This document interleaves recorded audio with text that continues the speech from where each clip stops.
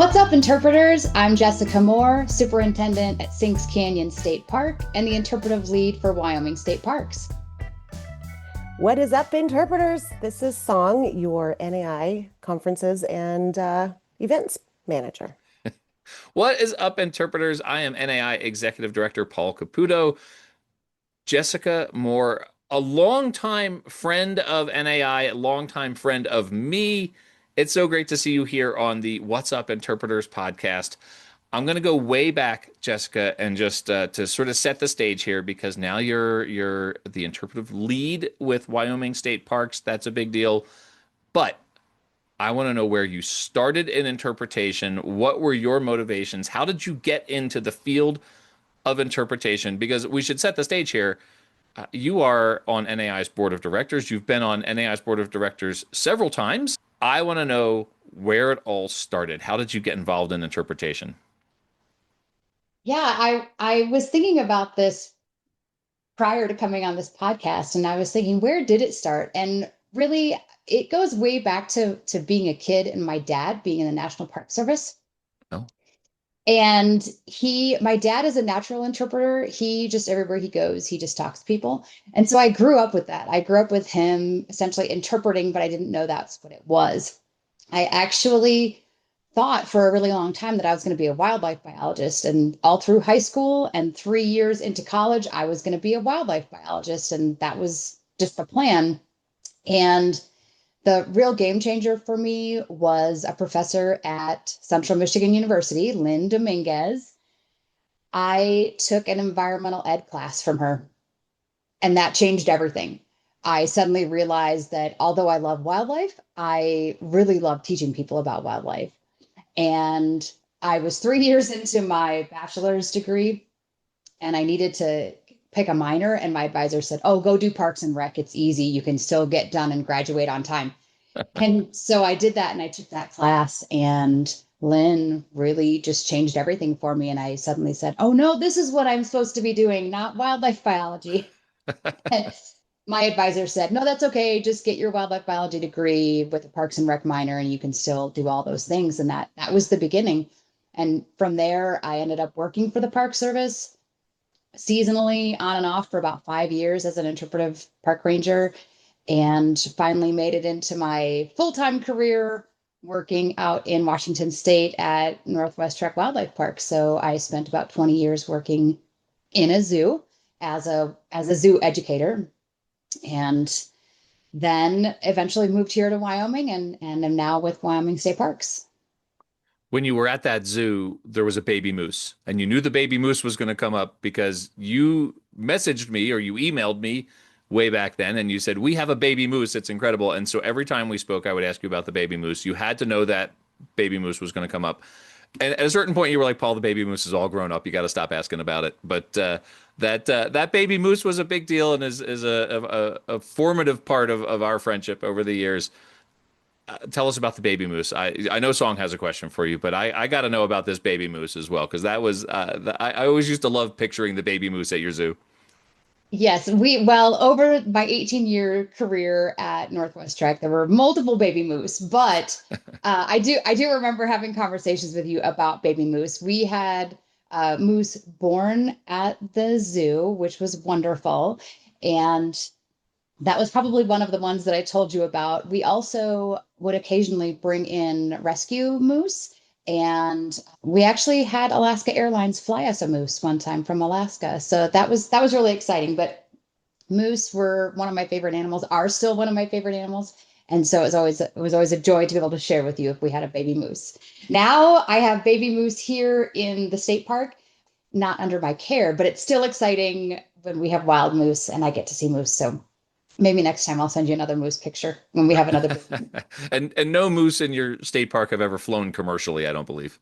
No, I don't believe so. I haven't really had good conversations with them to find out, but I'm pretty sure they have not flown commercially. And in this area, it's only United. We don't have Alaska Airlines, so Of course, of they don't have course. a lot of choice. So maybe they just travel by foot.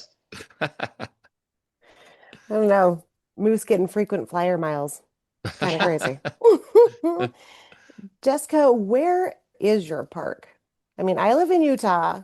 I know, I think probably like a lot of people, little naive, but it's like, ooh, Wyoming. There's Yellowstone and there's the Tetons. Sure. Dot, dot, dot. Dot, dot, dot. Yes. So Wyoming, contrary to other belief, Wyoming does exist. And there are people that live in Wyoming. And I am in Lander, which is in the Wind River Range. We are considered kind of central, south central Wyoming area. I'm still about 3 hours from the Tetons, about 3 hours from Yellowstone, but we are in the Wind River Range and it is absolutely gorgeous here. So I encourage people to come and check out Lander, Wyoming. It's beautiful. Wyoming is like 40 miles north of where I am right now in Fort Collins, which is still to this day, after 25 years in Colorado, very strange to me as a person who grew up on the East Coast in Philadelphia and then went to school in Virginia. Being 40 miles from Wyoming is still sort of wild to me. um, so you were with Northwest Trek Wildlife Park for 20 years and then made that switch over to Wyoming, moved with your family.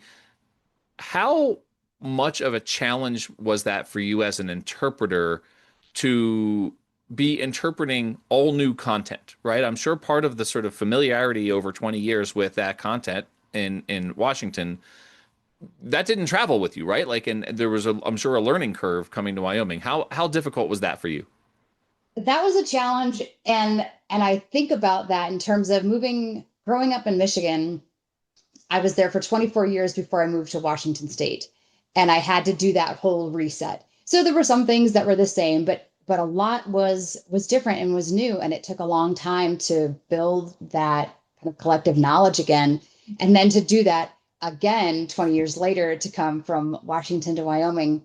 It is a challenge, and for me, the animal side of it, the wildlife is easy. There is a lot of similarities between Michigan, Washington, and Wyoming. So that was okay. But I struggle with the plants. That is always a challenge for me. Hmm. And the big the big addition to my knowledge and learning here in Wyoming is the geology. I'm in a geologically significant park. And so now not only am I learning the animals, but I'm learning the plants and I'm learning what all of these rocks are and all of these geologic, features. And so for me, that's been a challenge. And I've been here with the state park almost 4 years now, in Wyoming almost 5 years. And it's still every day I'm out there pulling out my phone with my Seek app on it, going, what is this plant? What is this flower? And just trying to remember that. So that's been a challenge. And I think if I was out there doing more day-to-day interpretation, then some of this would come a little bit faster. But now that I'm in the superintendent role and doing a lot more administrative stuff, it's less on the ground seeing this stuff every day. So it is more of a challenge to try and learn these things. So as a superintendent, like what does your typical day look like? Because I know a Hmm. lot of people, that is a natural progression, once you get in interpretation to kind of climb the ranks to get to superintendent is what do you do all day, Jessica? What do I do all day? That's a great question. And I'm in a small park. I'm only 600 acres. There's only two full-time staff here. So there's myself and a maintenance tech. And then we have anywhere from one part-time seasonal in the winter to 6 to 7 seasonals in the summer. And so what is my day to day? It changes every day. One day I'm, just sitting at my desk doing emails and phone calls, writing grants. Then I might be out cleaning bathrooms or pruning trails. Yesterday I was bundling firewood and trimming around a historic building. It really just depends on the need. But I think being in a really small park like this, we do everything. So I might be, like I said, doing emails and writing a grant, to talking to the governor, to writing interpretive graphics, or helping with general maintenance around the park, working in the visitor center, talking to guests, just hiking a trail. It varies all the time. And today, being on a podcast. So Song asked where the park is. It is from where I sit, it is on the way to Grand Tetons and Yellowstone. So I'm curious, do you get a lot of folks who visit the park who are incorporating your park into those larger national parks, or is it more like a local guest? Who's your typical visitor? I would say yes, we get a lot of people doing that travel across the state going to the national parks. We also are very, I would say, beloved to our local community. So we do get a lot of local visitation. And then, as I mentioned, we are a significant geological feature in the state of Wyoming. And what we are really known for is our rock climbing. Ah, So within the canyon, we have three different types of rock, which is unusual to have such a variety of rock faces that are climbable in a 3 mile stretch. So we have sandstone, limestone, and granite. That makes us an international climbing destination. So year round, people are climbing here in the park. my children are both super into climbing right now, and I say children euphemistically because they are 19 and 22 years old. But you're about a 4.5 hour drive from here, so you may see my children show up at your park there, Jessica. Absolutely. So in July is the International Climbers Fest. It's a huge deal, it takes over the whole town. And there are climbers from all over the world that come here. There's climbing clinics, and Wow. it's a huge event. I highly recommend it. It's usually the second weekend in July. So I encourage you to come and visit for that. I'm Is messaging my kids now while yeah, Song asks her next question. Perfect. I was just going to say that. There he goes, messaging the kids.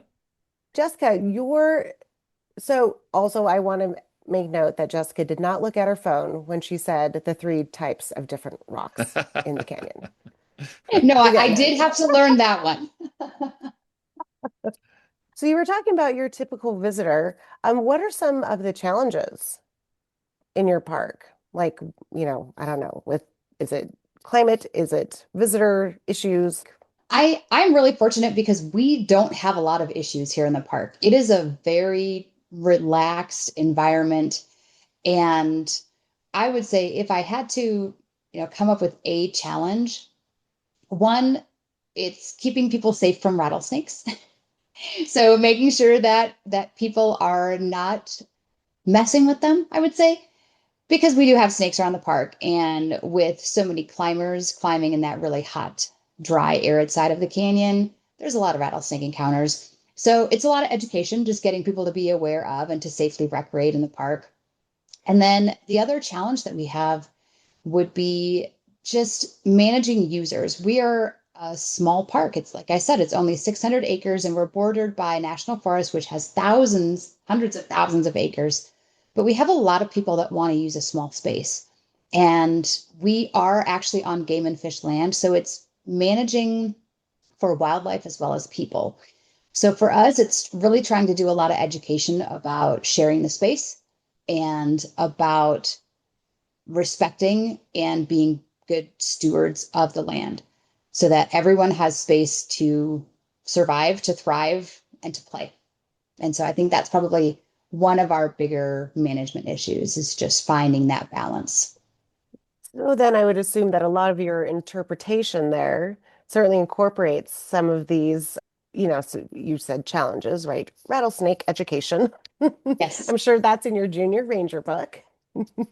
So we have been really fortunate. We actually have a researcher from the University of Idaho who's been doing a rattlesnake study here for the past several years. And we are able to have her do interpretive programs with live rattlesnakes that she's caught in the canyon. So she does not hold them; they are contained in a bucket with a lid. However, it's a great opportunity to just teach people about them, to let them see them up close in a safe environment. And then we just recently did an entire graphics overhaul in the whole park. We were fortunate enough to receive a grant from our local game and fish office to basically pull out and redo every interpretive sign in the park. And so we put in a lot more of that wildlife education. We do have one all about snakes on that hiking trail where the climbers go. So I think it's been a really good shift in that education component. That was one of the reasons that I was hired into the superintendent role. Traditionally, in a lot of state parks, it's a your ascension into a superintendent role has to do with your maintenance background. And you kind of work up through the ranks going through, you start maybe as a fee collector or a maintenance staff and work up. But when I was hired, the district manager and hiring committee at the time was really looking for someone to bring the park into kind of, the now and be thinking about the future of education. How do we connect with our guests? How do we make the park relevant to people using it now and in the future? And a big part of that was getting the interpretation out there on the ground, in terms of signs, but also doing programming. So I think it's been great. We've had a lot of really positive response to the graphics that are out on grounds. So I like to see that. And I did recently see a visitor comment come through that said, you can really tell by reading all the graphics that the message in the park is about stewardship and conservation. And so for me, that was a big win that somebody acknowledged that that was happening on grounds throughout the signage. To have a guest read your interpretive theme back to you is something, right? Like that's Absolutely. Yes. And yes, that was to me just a huge win. I see people read the signs all the time, and I've had people say, hey, the signs look really good. The interpretive Mhm. graphic, great. But to have somebody actually call that out, and it was Yeah. like, oh, they got it. Okay. Gold star win, win for us. Well, so you're dovetailing into this may sound like four different questions, but there's sort of one larger umbrella question, which is you've obviously transitioned from a frontline interpreter role. You're still doing interpretation, both in person and, working with the interpretive media, but also you've transitioned into a leadership role, not just with your career, but also with NAI as the vice president for programs with our board of directors. What have the challenges been for you transitioning from a purely interpretation role into one where you are, in a leadership role at work within the organization and also as a trainer of interpretive guides through our CIG program? I think the biggest challenge for me through that whole transition is making sure that I'm staying relevant to now. Mm. I think it's easy when you've been in it for so long to kind of get stuck in your ways and thinking about it from that trainer perspective, thinking about, 25 years ago when I got my trainer credential, how am I evolving to meet the needs of the guides that I'm training today or the guests that I'm interacting with today, writing interpretive signs, doing it 25 years ago versus today. So for me, that's the biggest thing. And I think I don't want to say I'm getting, old and can't learn new things, but I think it's just it's easy to get stuck in doing it the way you've always done it. So really actively finding ways to keep myself refreshed and keep myself kind of current is really important. And I do think being involved in NAI on the board helps with that, especially when we have new board members come in and hearing different perspectives. A lot of times it makes you think not only about that, what's going on in that conversation, but really kind of moving that out into other aspects of your career and of your life and just thinking of things in a new way. And it's good because it keeps it exciting. I like to learn. I like to explore new things. And I just have to make myself do it sometimes because you just get stuck in how you're doing things. I love that because you are the VP of programs. And so having somebody in that role, especially for our members, for staff, it's really nice to have that very openness and willingness to learn something new and ask a lot of, the why questions. I certainly like working with you, Jessica. Thank you very much. I enjoy working with you as well. That is being recorded and Right. Yes. It's and recorded out for there in all the world. posterity. Well, For I all mean that posterity. Yes. that speaks to the fact that one of your roles, one of NAI's most significant programs is the conference, which obviously Song is our events manager, and you have participated for the last couple of years in your role as vice president for programs on the conference committee. And so you get to see those conversations and be part of those conversations. Those are conversations I've been part of for 24 years with NAI, and I find them really gratifying and really fun to think about that conference.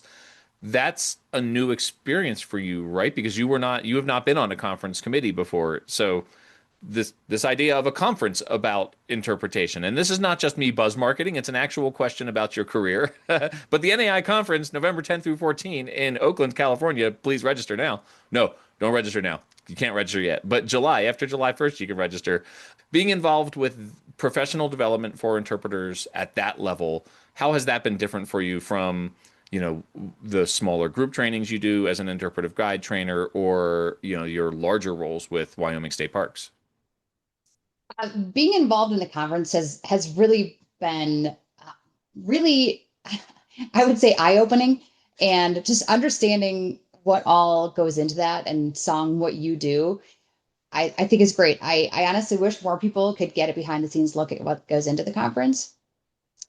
And being in that, on that kind of ground level, I think, again, it's very easy to get set in that, well, we used to do it this way. Why aren't there more things like this? But being on the back end of it and seeing multiple perspectives of the committee members, I think that's been great. And I think that really helps me in the VP of programs role to understand what people want, what people need, and then what we're actually able to do given the parameters of putting on a conference.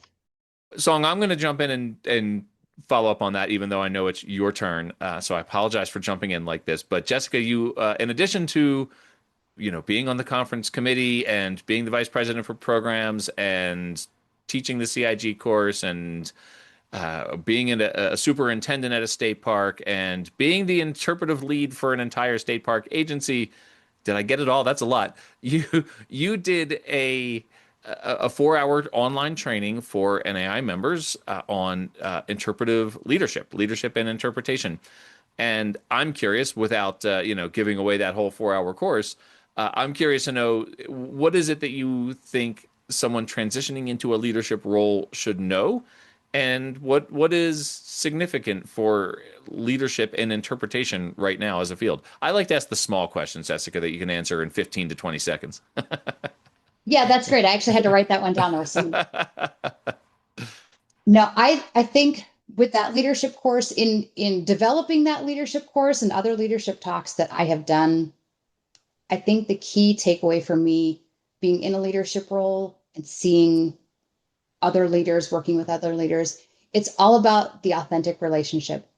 If you want to move into a supervisory role, you have to put in the work to create authentic relationships. If you want a team that wants to support you, wants to do the hard things that you ask and not just the easy things that you ask, you have to build those relationships. And that was the big game changer for me when I transitioned into a management role at Northwest Trek, going from being a frontline interpreter to being the education curator there. My manager sent me to a leadership training, and that was my big takeaway. Be authentic, build the relationship, take the time to get to know the people and get them to really trust in what you're doing, and they'll follow you to, wherever you need them to go when you build that relationship. And I feel like I've done a good job with that with my teams in this job here with the state park, in my job at Northwest Trek, and working on the board, working in NAI, is just making sure that people know that I'm authentic, know that I'm real, know that I care about what's going on, and know that I want the best for them. And I think that's really served me well. And I really encourage people moving into that leadership role to find those ways to be really authentic with the people that you're working with. I've really enjoyed how you like to settle debates in board meetings by arm wrestling. You say, all right, Yes. meet me in the middle of the U-shaped table here, and we're going to arm wrestle, and whoever wins, they get the vote. Right, because everyone who knows me knows that I'm really known for my upper body strength. Jessica, what advice would you give a new career interpreter or young professional interpreter as they start their career path? I think the best advice that I could give people now is just be open to trying new things. I was a seasonal interpreter trying to get experience, not being able to get that full-time job because I didn't have the experience. So I get it. It is hard to get into the profession, to get that full-time career. So the more experiences you can get, the better. Try things that may not be on your top 10 list if this is the job I want, but getting that diversity of experience is really important. And also, as a hiring supervisor, as a manager, I always look for, do you have experience in more than one place? Because you may be really good at the job that you're doing in this one place, but it's the only job you've done. And so get out there while you're young, where you can still move around and do new things. Get all those experiences. Your career path will probably not be a straight line. You are going to have to bend and curve and try new things, but ultimately, as a hiring manager, that's what I'm looking for is that real big diversity of experience, and to see that you've gotten out there, you've tried different things, and you're going to bring a whole variety of experiences and knowledge to the park or to the site that you're applying. So it's not a straight line, but it's worth it. Take all those bends and curves. I really like that advice a lot, and I think that's great advice for everybody, not just interpreters. Jessica, this has been so much fun to reconnect with you. We get to connect on a regular basis through all our various meetings and everything, so it's nice to be able to have this kind of conversation with you just about interpretation and your career and the baby moose. And it's always about the baby moose.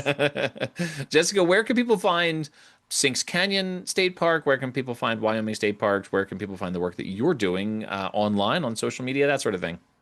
You can look us up on Facebook. You can find us on Instagram, and you can look us up at wyoparks.yo.gov. Just 40 miles north of here. Just 40 miles north and about 4 hours. It's only 40 miles, but it's 4 hours. 40 miles to the border. Yes. It's a little bit further to Sinks Canyon State Park, where the International Climbing Festival is happening the second weekend of July. We're going to be looking that up, I guarantee you. That is correct. Yes. Come up and see us. It's beautiful. We're open year round. Come and stay in a yurt, do some climbs, see a moose. It'll be great. What age moose would I see? Depends on when you come. Jessica, thank you so much for being on this podcast with us. It's been an absolute pleasure. And interpreters, That's what's up. What's up?